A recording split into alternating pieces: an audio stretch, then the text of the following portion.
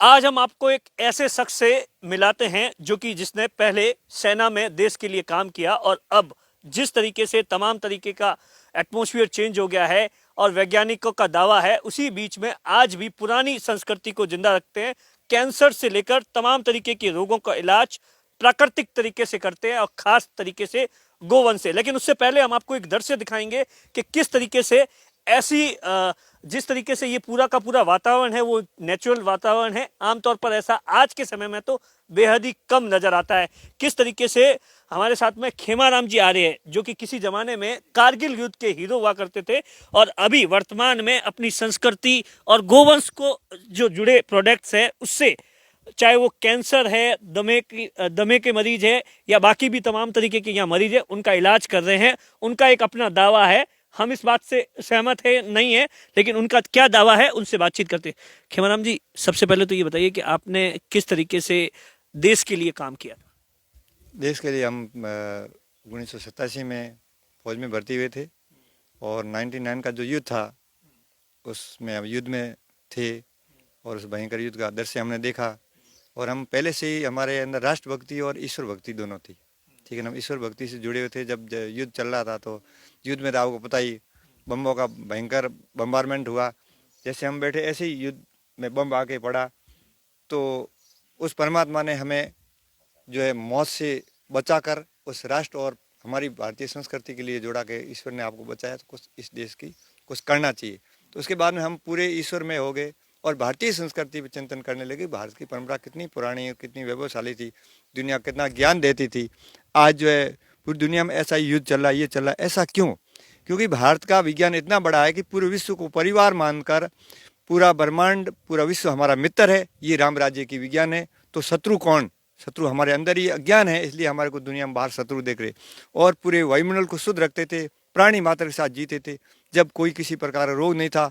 और सभी दुनिया यहाँ आती थी कि मनुष्य शरीर इसलिए मिला है कि सभी से प्रेम करिए, सभी प्राणियों के साथ आनंद से रहिए, ताकि हमें आनंद मिलेगा। ये पुरानी हमारी परंपरा बड़ी विज्ञान थी। खेमाराम जी, आपने यहाँ ये क्या है, इसको क्या बोलते हैं और किस तरीके से नेचुरलिटी का मतलब आपने बना रखा और यहाँ का क्या एटमॉस्फेयर है? ये क्या कि हमारा जैसे ये थार क्षेत्र है, इसमें गर्मी ज़्यादा पड़ती है। हमारे थार क्षेत्र का सबसे ज़्यादा ठंडा पौधा जिसको जाल का पौधा, इसमें जल की मात्रा ज़्यादा रहती है और एक साथ पतझड़ नहीं होती है। और फिर हमने इसको नीचे जो है कुदरत ने ऐसा बनाया, थोड़ा हमने ठीक कर दिया घर टाइप, और नीचे गोबर से लीप दिया, क्योंकि गोबर जहाँ लीपा रहेगा आने वाली जहरीली किरणों गोबर सोख लेगा और गोबर का तापमान सम रखता है। और गोबर जहाँ लीपा है वहाँ 27% ऑक्सीजन रहती है। और उसके साथ साथ हमने कुछ ये जैसे गिलोय है, गूगल है, ये औषधि पौधे लगा दिए। और ये कुटिया में वहाँ धुआं चला है, यानी और सुगंधित वायु को वहाँ दे रहा। तो सुगंधित वायु के बीच में हम रहेंगे तो हमारे जो सेल है, ऐसी हवा लेंगे तो सेल जिंदे रहेंगे। उसके बाद में हम जो ये जो काढ़ा है या जो गाय के गवे, इसमें भी क्योंकि गाय के जो जितने भी गवे हैं वो सुगंधित होते हैं, क्योंकि हमारे शास्त्रों में गाय को सुर भी कहा है।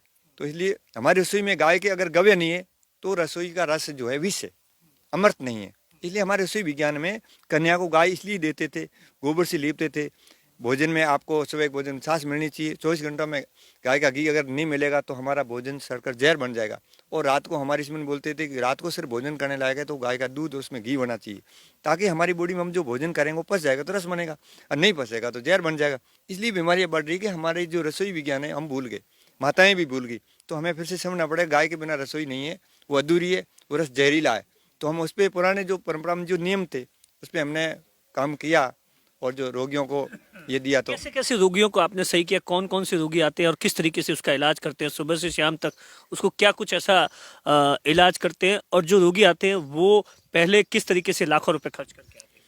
ऐसे है कि हमारे आयुर्वेद में 3 बीमारी, वात पित्त कफ, तीनों का कारण एक ही है। मैंने देखा जाए हमारी बॉडी में चिकनाई नहीं है।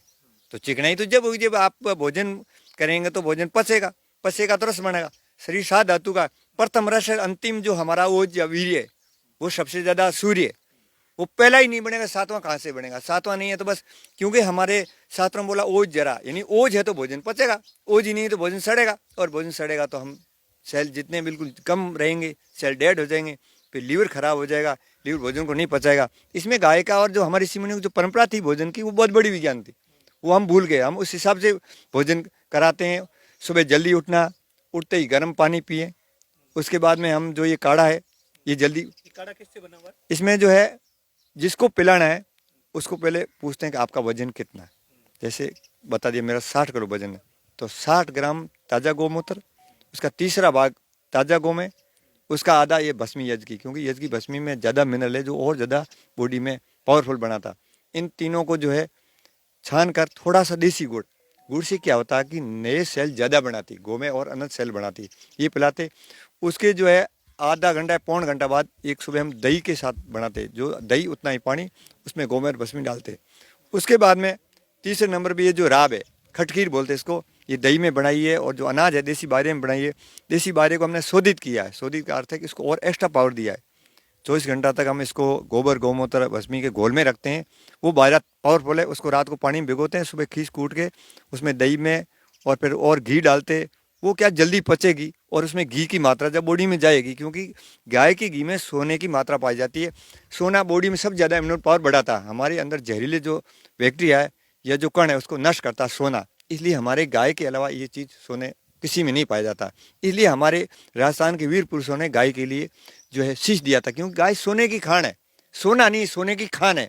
मगर आज उस गाय की वो वैल्यू नहीं है, वो विज्ञान नहीं है, इसलिए पूरी दुनिया भुगत रही। जब तक हम गाय से नहीं जुड़ेंगे स्वस्थ रहना बहुत बड़ा कठिन। किस तरीके के मरीज यहाँ आते हैं, कौन कौन से रोग के आते हैं, खास तौर से गंभीर बीमारियों की बात? गंभीर बीमारियां के जोधपुर एम्स ने जो इससे पहले जैसे 2020 में कोरोना आया था, 2020 में 20 तारीख को ही हमारा मेरा दोस्त सुरताराम जी उपरला का बिश्नोई है, उनको एम्स वगैरह सब मना कर दिया कि उनकी सांस की तकलीफ इतनी ज़्यादा थी। क्यों सांस की तकलीफ वाले को डॉक्टरों ये समझ आ नहीं रहा है कि कैसे ठीक हुआ। वो क्या कर रहे हैं कि उनको घी दूध मना कर देते, चिकनाई मना कर देते, और उनको जो है ज़्यादा दवाई देते, जैसे चिकनाई और नष्ट होती जाएगी और रोगी और बढ़ता जाएगा।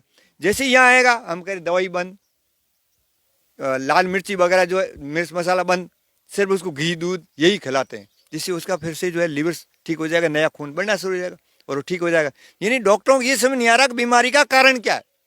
जब कारण नहीं तो निवारण कैसे होगा? उनको बीमारी कारण ही नहीं आ रहा, और कारण के बिना निवारण नहीं है। और हम कौन सी बीमारियों के मरीज जाते हैं आपके? हमारे यहाँ सबसे ज़्यादा तो बड़े रोगी जो श्वास की तकलीफ वाले इतने भयंकर, जिनसे उठ ही नहीं रहते, और आते ही जो है करीब 9 दिन में तो चलने फिरने शुरू हो गए। जैसे हमारे अभी दूसरे नंबर पे ये 10 महीने से रह रहे उमाराम जी गोदारा भूटिया का रहने वाला, इनको श्वास की तकलीफ बहुत ज़्यादा थी, ठीक है ना। डॉक्टरों ने बिल्कुल दवाई खा रहे थे उतने ही, और क्योंकि दवाई का अर्थ वो दवाई इसलिए देते आपकी बॉडी में जो है चिकनाई बोले बन रही है, तो चिकनाई में शरीर नहीं चलता, इतनी गर्म दे रहे चिकनाई बनती ही नहीं है, तो शरीर कैसे चलेगा?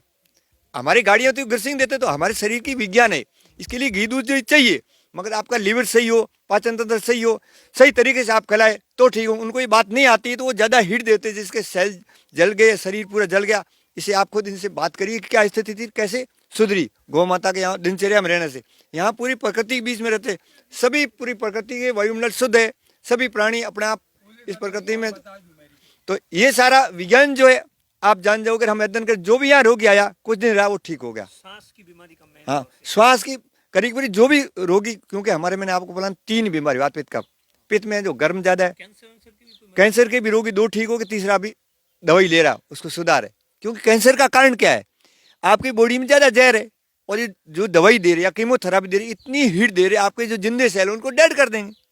क्योंकि आप कीमोथेरापी कराने के बाद गाय के पास आओगे ठीक नहीं हो सकते, अगर पहले आ गए तो ठीक हो सकते हैं, क्योंकि इतनी ज्यादा बॉडी में जहर नहीं है और जहर इससे खत्म हो जाएगा। इतनी बड़ी गाय की विज्ञान है, मगर विज्ञान आज की शिक्षा में नहीं है, इसलिए। अच्छा, कुछ मरीजों से भी बातचीत करते हैं। अच्छा, क्या नाम है? मेरा नाम उमाराम गोदारा भुटिया का, और मेरे 17 सालों से डॉक्टर दवाई के लिए अहमदाबाद, धनेरे, अग्रवाल हूँ, और बाड़मेर डॉक्टर हनुमान जी, गोवर्धन जी डॉक्टर मईपाल आए भर्ती कियो। दवाइयों 17 साल उम्र ये बीमारी थी काका? कप की, जना मेरो शरीर गल गयो दवाइयों और इंजेक्शनों दवाइयों, शरीर गाल राब राब गयो। और बाद में मैं 10 महीना हुआ खेम जी के पास आयो, और मेरा शरीर और ठीक हो गया। मैं के इलाज पंच गवे और राबड़ी और आतनो घी दूध, दवाई मत कितना पैसा खर्च किया? दवाइयों में तो कोई पैयो एक खर्च को कियो नहीं। 17 सालों कोई लेखो है, कोई मैंने घना ही किया। भट गया अहमदाबाद और डिशा, अग्रवाल, धनेरो और बाड़मेर डॉक्टर 2-3 है मौकने है मौकने। हमें रेडी रेड शरीर है, बैठो हूँ दवा, हमें आवे जो मरीजों की सेवा करूँ। मेरे शरीर है मैं डॉक्टर है क्योंकि की कर हावलो यो है जना मन है पतो लाग गयो कि की कर रहन सहन और खान पीन शरीर उधरे आ बात। अच्छा, आपका क्या नाम है? मेरा नाम मेहताब सिंह है। मैं मतलब अभी आया हूँ, मेरे को 2-3 घंटे हो गए। पहले मैंने बाड़मेर में भी इलाज करवाया, जोधपुर में भी करवाया, 2 साल तक जोधपुर कराया, अभी अहमदाबाद भी कराया। ठीक है, मतलब लाखों रुपए मैंने बर्बाद कर दिए, कोई मेरे मतलब सुधार नहीं आया। जो डॉक्टरों ने एक बार बताया कि अब तेरे पोस्टेड है, जब दूसरे के पास बताता तो बोलते हैं कि मवाद है, तीसरे के पास गया तो बोल रहा है कि इंस्पेक्शन हो रहा है इसमें पोस्टेड में, तो अब क्या करना पड़ रहा है, तो सर्जरी करना पड़े। इतने मेरे कोई बाप जी मिले, उन्होंने कहा यार क्यों फालतू भटक रहे हो, यहाँ फौजी साहब के पास जाओ, अपने आप ठीक हो जाओगे, इसलिए मैं अभी आया हूँ। क्या नाम है साहब आपका? मेरा नाम धर्मदेव। अच्छा, यहाँ कैसे? यहाँ मैं तो ये सेवा देने के लिए आता हूँ। हमारे ये गुरु भाई भी है, योगी स्वरूप है, हम साथ में भी रहते हैं। किस तरीके का यहाँ माहौल है? यहाँ माहौल बहुत बढ़िया अच्छा है और वातावरण बहुत अच्छा है और यहाँ साधना करने की मतलब एक जगह है, तो यहाँ आने से एकदम मन शांत हो जाता है अपने आप। इस वजह से हम 2-3 महीने से यहाँ आते हैं, 10-15 दिन रहते हैं और फिर और जाते हैं। डॉक्टर क्यों नहीं मानते आपकी बात? डॉक्टर इसलिए नहीं मानते, डॉक्टरों पे थी हमारे आयुर्वेद पद्धति में बहुत फर्क है। क्योंकि अगर वो कह रहे कि हम ठीक करें, एक भी बीमारी क्योर तो करें ना, क्योर होगी कहाँ से? शरीर कुदरत से बना, कुदरत से जब तक नहीं जोड़ोगे, जो हमारे ऋषियों का विज्ञान है उसको नहीं समझोगे तो ठीक नहीं हो सकता है। ये अमेरिका की पैथी, एलोपैथी, भारत की नहीं है। भारत का आयुर्वेद इतना पुराना है कि आपके सेल को क्या चाहिए, कैसे बनता, कैसे रह रहा है, कुदरत बनाती है। हमारे अलावा और कोई रोगी क्यों नहीं हो रहे प्रकृति में? भारत का ज्ञान बड़ा विज्ञान है, आने वाला समय आएगा। अभी देखना, जितने टीके लगे, जितने एलोपैथी चल रही है, उतनी बीमारियां और ज़्यादा बढ़ रही है। और हमारी आयुर्वेद तो अपने आप में जो है शरीर के अंदर जो है सेल को बढ़ने के लिए 5 चीज़ चाहिए। गाय के पंचगव्यों से अपना पूरा बाहर का वायुमंडल और शरीर का अंदर की जो विज्ञान शुद्ध हो जाएगी तो सेल नया बन जाएगा, नहीं सेल डेड हो जाएगा। सेल डेड होगा तो आदमी जल्द रोगी होता बढ़ता जाएगा।